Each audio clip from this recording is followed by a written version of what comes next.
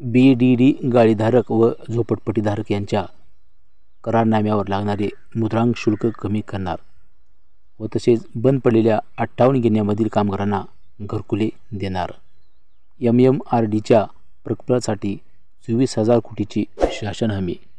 मुंबईतील पायाभूत सुविधांच्या विकासासाठी KfW कडून 850 कोटी अर्थसहाय्य घेणार.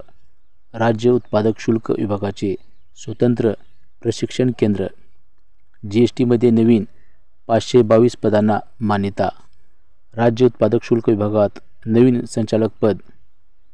LLM पदवीधारक न्यायिक अधिकाऱ्यांना 3 आगाऊ वेतनवाढीचा लाभ पूर्वलक्षी प्रभावाने.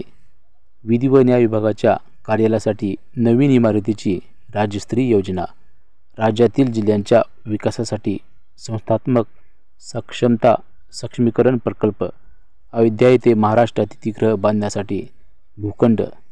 Doctor Homi Bhabha state university Mumbai या समूह विद्यापीठामध्ये शासकीय न्यायसहाय्यक विज्ञान संस्था व सिडनेहेम इन्स्टिट्यूट ऑफ मॅनेजमेंट स्टडीज या 2 शासकीय महाविद्यालयांचा घटक महाविद्यालयात म्हणून समावेश. मुंबईत 300 एकर जागेत जागतिक दर्जाचे मुंबई सेंट्रल पार्क उभारणार. शासकीय कागदपत्रावर आता आईचे नाव बंधनकारक. उपसा जलसिंचन योजनेचा ग्राहकांना वीज दरात सवलत योजनेचा मुदतवाढ. 61 अनुदानित आश्रमशाळांची श्रेणीवाढ करण्यास मान्यता. आदिवासींचे जीवनमान उंचावण्यासाठी रोजगार स्वयंरोजगार योजना.